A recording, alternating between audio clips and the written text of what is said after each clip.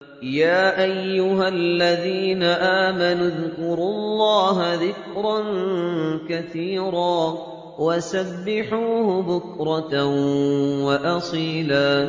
اے اہل ایمان، اللہ کا بہت ذکر کیا کرو اور صبح اور شام اس کی پاکی بیان کرتے رہو۔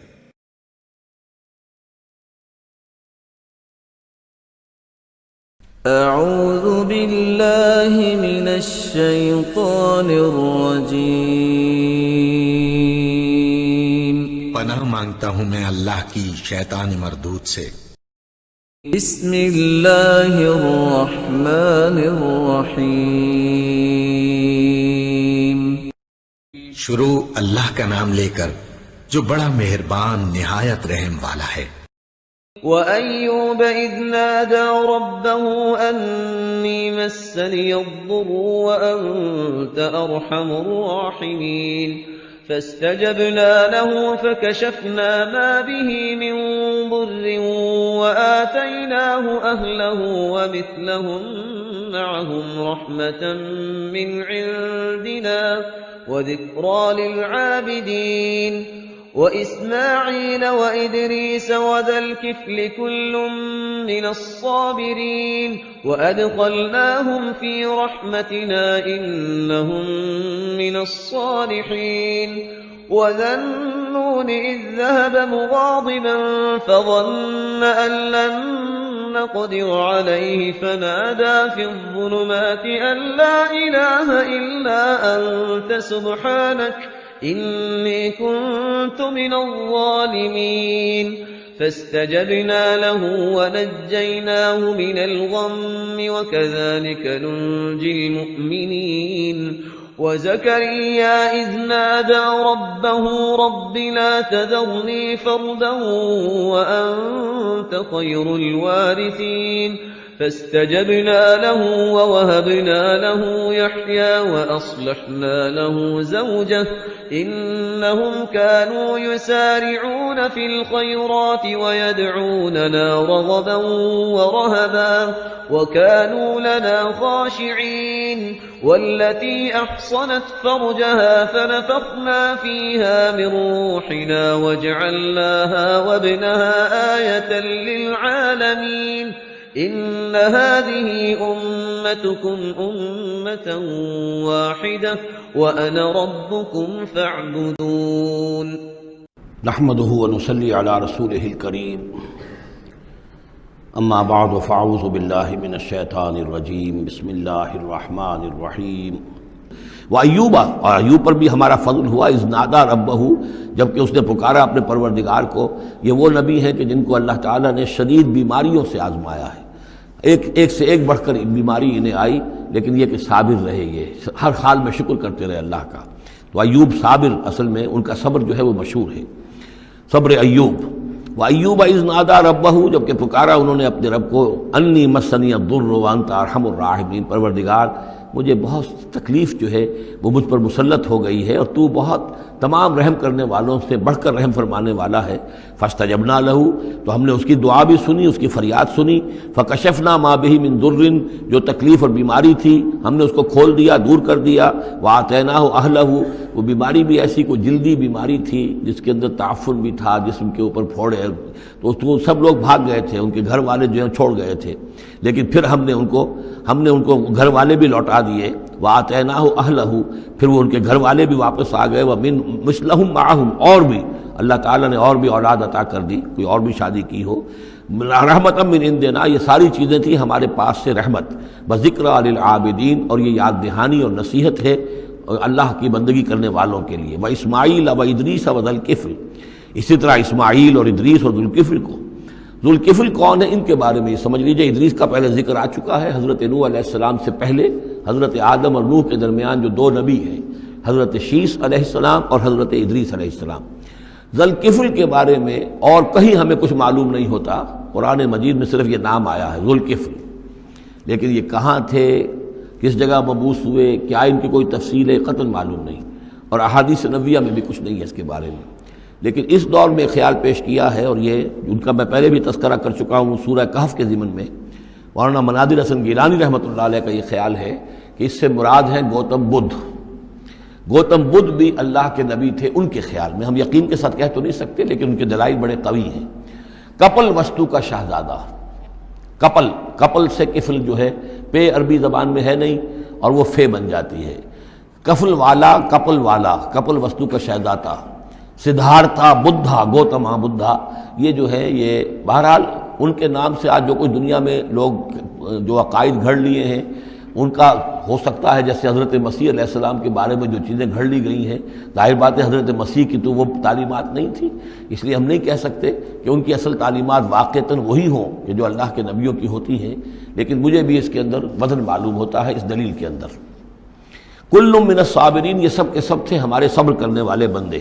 وادخلناہم فی رحمتنا، اور ہم نے داخل کیا انہیں اپنی رحمت میں۔ انہم من الصالحین، یہ سب کے سب صالح تھے۔ وظنون اذ ذهب مغاضبا، اور وہ مچھلی والا جب کہ وہ چلا گیا غصے میں بھرا ہوا، غضبناک ہو کر۔ اب یہ غضبناک کس پر؟ اللہ کے اوپر غصہ نہیں تھا معاذ اللہ، غصہ تھا قوم کے اوپر۔ اتنی ناہنجار قوم، اتنی میں نے ان کو دعوت دی، اتنی تبلیغ کی، اور پھر یہ ہے کہ وہ کہہ کر کے بس اب عذاب آئے گا۔ اللہ تعالیٰ کی طرف سے صرف یہ کہ ایک خطا ہوئی، سہو ہو گیا کہ اللہ کی طرف سے ابھی ان کو ایکسپریس پرمیشن نہیں ملی تھی کہ وہ اپنی قوم کو چھوڑ کر چلے جائیں۔ جیسے حضور ہمیں معلوم ہوتا ہے سیرت سے کہ منتظر رہے، باقی سب لوگوں کو آپ نے اجازت دینی تھی مدینے چلے جاؤ، لیکن آپ منتظر تھے کہ اللہ تعالیٰ کی طرف سے واضح اجازت ملے۔ رسول اپنی جگہ نہیں چھوڑ سکتا جب تک کہ اللہ کی طرف سے حکم نہ آ جائے۔ بس یہ ان سے اپنے، چونکہ وہ حمیت حق، وہ حق کی غیرت اتنی تھی، اس جوش میں آ کر اپنی قوم سے ناراض ہو کر یہ ایک صاحب ان سے ہو گیا۔ لیکن یہ کہ بڑے لوگوں کا چھوٹا سا معاملہ بھی جو ہوتا ہے پھر اللہ تعالیٰ کے ہاں اس کا ذکر جو ہوتا ہے بڑے سخت الفاظ میں ہوتا ہے۔ اب یہ معاملہ ہے اللہ کا اور ان کے مابین۔ ہم ظاہر بات ہے کہ قرآن مجید پڑھ رہے ہیں تو حق تو ادا کریں گے، اس کا ترجمہ تو کریں گے، لیکن یہ کہ اسے اس پر محمول نہ کیجیے ظاہر الفاظ پر۔ یہ جو ہے معاملہ اللہ اور ان کے ایک جلیل القدر رسول کے مابین ہے، اور پھر یہی وہ رسول ہیں جن کے بارے میں نے آپ کو حدیث سنائی ہے حضور کی کہ مجھے یونس ابن متہ پر بھی فضیلت مت دو، میری فضیلت کا معاملہ نہ کرو۔ وظنون، مچھلی والا اس لیے کہتے ہیں کہ انہیں پھر مچھلی نے نگل لیا تھا، اس کے پیٹ میں وہ رہے۔ وظنون اذ ذهب مغاضبا، جبکہ وہ غصے میں بھرے ہوئے چلے گئے۔ فظن ان لن نقدر علیہ، تو شاید اس نے یہ گمان کیا کہ ہم اسے پکڑ نہ سکیں گے یا ہم اس کو قابو میں نہ لا سکیں گے۔ واللہ عالم، یہ الفاظ جو ہیں بڑے سخت ہیں، یعنی یہ کہ مولانا شبیر احمد عثمانی صاحب نے یہ لکھا ہے کہ ان کے طرز عمل سے دیکھنے والا یہ سمجھ سکتا تھا کہ شاید انہوں نے سمجھا ہے کہ اللہ تعالیٰ ان کو پکڑ نہ سکے گا، لیکن ظاہر بات ہے کہ اس کا کوئی امکان نہیں کہ ایسا کوئی خیال حضرت یونس علیہ السلام کے دل میں پیدا ہو۔ فنادا فی الظلمات، پھر کیا ہوا کہ اللہ تعالیٰ نے وہ جو کشتی جس میں وہ جا رہے تھے، اس کشتی کے اندر وہ صورت بعد میں بھی کہیں آ جائے گی، تو پھر یہ کہ وہ مچھلی کے پیٹ میں رہے اور وہاں پھر انہوں نے تسبیح کی ہے اللہ کی۔ فنادا فی الظلمات، تو پھر وہ اس تاریکی کے اندر مچھلی کے پیٹ میں اللہ تعالیٰ کو پکارتے رہے، اللہ الہ الا انت سبحانک انی کنت من الظالمین، کہ تیرے سوا کوئی الہ نہیں ہے، تو پاک ہے اور یقیناً میں نے ہی ظلم کیا، میں خطا کار ہوں، مجھ سے غلطی ہوئی ہے، اے اللہ معاف فرما دے۔ یہ ہے جو آیت کہلاتی ہے، اور اس کی پھر یہ کہ ختم ہوتا ہے، اور اس کی کافی جو ہے لوگوں نے اس کے فضائل جو ہے وہ آپ کے علم میں ہیں۔ لا الہ الا انت سبحانک انی کنت من الظالمین فاستجبنا لہ، تو ہم نے اس کی دعا کو قبول کیا۔ ونجیناہ من الغم، اور اس غم سے، اس اندوہ سے، اس کرب سے اسے نجات دی۔ وکذالک ننجی المؤمنین، اور اسی طرح ہم نجات دیا کرتے ہیں اہل ایمان کو۔ وزکریا، اور زکریا کو، اذ نادا ربہ، جبکہ اس نے پکارا اپنے رب کو، جو ہم پڑھ چکے ہیں سورہ مریم میں، رب لا تذرنی فردا وانت خیر الوارثین، پروردگار مجھے اکیلا نہ چھوڑ، میرے لیے کوئی ولی ہو، میرے کوئی اولاد ہو، وہ میرے اس مشن کو آگے لے کر چل سکے۔ وانت خیر الوارثین، یقیناً تو ہی بہترین وارث ہے۔ فاستجبنا لہ، تو ہم نے اس کی دعا کو سنا۔ ووہبنا لہ، اور ہم نے اسے یحییٰ جیسا بیٹا انہیں عطا کر دیا۔ واصلحنا لہ زوجہ، اور اس کے لیے درست کر دیا، صحت مند بنا دیا ان کی بیوی کو۔ انہم کانوا یسارعون فی الخیرات، یقیناً یہ وہ لوگ ہیں کہ جو بھلائیوں میں، نیکیوں میں بہت سرگرمی دکھاتے تھے۔ ویدعوننا رغبا ورہبا، اور ہمیں پکارتے رہتے تھے، ہم سے دعائیں کرتے رہتے تھے، رغبت کے ساتھ بھی، توقع کے ساتھ بھی، اور رہبا خوف کے ساتھ بھی، بین الخوف والرجاء، ہماری پکڑ سے اور ہماری مواخذے سے ڈرتے بھی رہتے تھے اور ساتھ ہی ہماری رحمت کے امیدوار بھی رہتے تھے۔ وَكَانُوا لَنَا خَاشِعِينَ، تو سب کے سب جو ہیں ہمارے سامنے جھک جانے والے اور ہمارا خوف رکھنے والے تھے۔ آپ دیکھ رہے ہیں یہ گلدستہ جو ہے انبیاء کے ناموں کا۔